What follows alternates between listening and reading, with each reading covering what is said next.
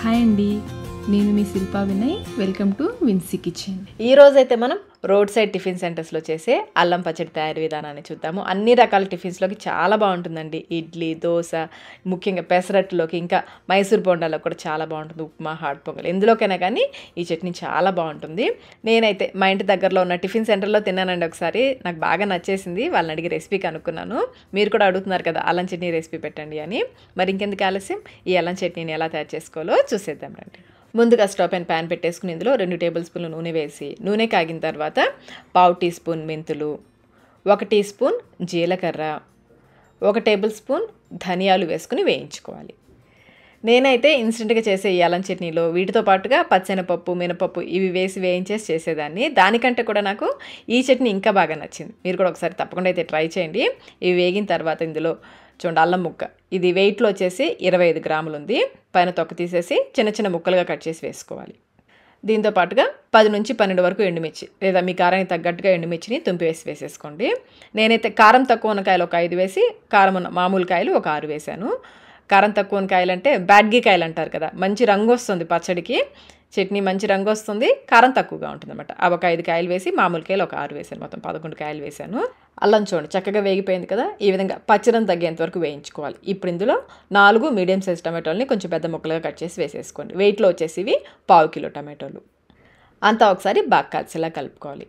అల్లం చట్నీ టమాటో వేసి చేస్తారని నాకు తెలియదండి, పప్పులు వేసి చేస్తాను. అలాగే పచ్చిమిర్చి అల్లం చట్నీ గ్రీన్ కలర్లో ఉంటుంది కదా, అది కూడా చేస్తాను, కానీ టమాటో వేసి చేస్తారని తెలియదు.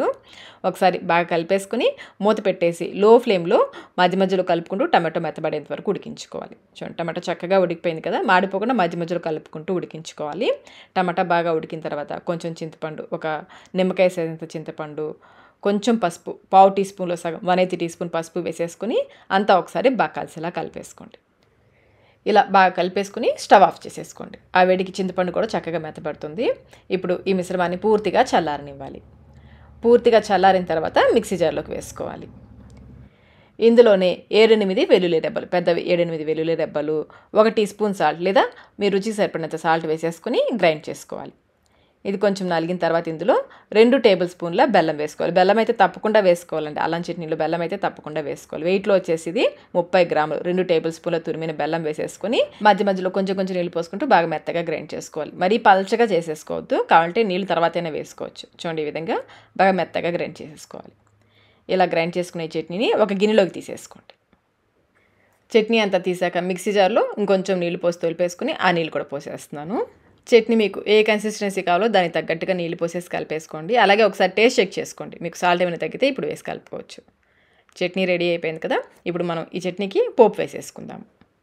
స్టవ్ పైన ప్యాన్ పెట్టేసుకుని 1 లేదా 2 టేబుల్ స్పూన్ నూనె వేసి, నూనె కాగిన తర్వాత 1 టీ స్పూన్ పచ్చెనపప్పు, 1 టీ స్పూన్ మినపప్పు, 1/2 టీ స్పూన్ ఆవాలు, 1/2 టీ స్పూన్ జీలకర్ర వేసి వేయించుకోవాలి.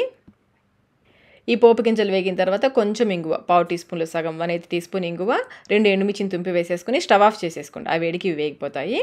చివరిగా కొంచెం కరివేపాకు, ఒక 2 రెమ్మల వరకు కరివేపాకు కూడా వేసేసుకుని ఈ కరివేపాకు క్రిస్పీగా అయ్యేంతవరకు వేయించుకోవాలి. చూడండి బాగా వేగిపోయింది కదా పోపు. ఇప్పుడు పోపుని తీసుకెళ్ళి చట్నీలో, అల్లం చట్నీలో వేసేసుకోవడం. అంతేనండి, ఎంతో టేస్టీగా ఉండే ఇన్స్టెంట్ అల్లం చట్నీ అయితే రెడీ అయిపోయింది. అన్ని రకాల టిఫిన్స్లోకి చాలా చాలా బాగుంటుంది. నేనైతే ఎక్కువగా ఈ అల్లం చట్నీని పెసరట్టులోకి చేస్తాను. పెసరట్టు అల్లం చట్నీ కాంబినేషన్ అద్దరిపోతుంది. ఈ పెసరట్టు రెసిపీ అయితే ఆల్రెడీ మన ఛానల్లో ఉందండి, లింక్ నేను డిస్క్రిప్షన్ బాక్స్లో ఉంచుతాను, కావాలంటే ఒకసారి చూడండి. మరి ఇంకెందుకు ఆలస్యం, ఈ అల్లం చట్నీని కూడా ఒకసారి తప్పకుండా ట్రై చేయండి. ట్రై చేసి మీకు టేస్ట్ ఎలా అనిపించిందో మాకు కమెంట్ రూపంలో తెలియచేయండి. వీడియో నచ్చినట్లయితే లైక్ చేయండి, మీ ఫ్రెండ్స్కి, ఫ్యామిలీ మెంబర్స్కి షేర్ చేయండి.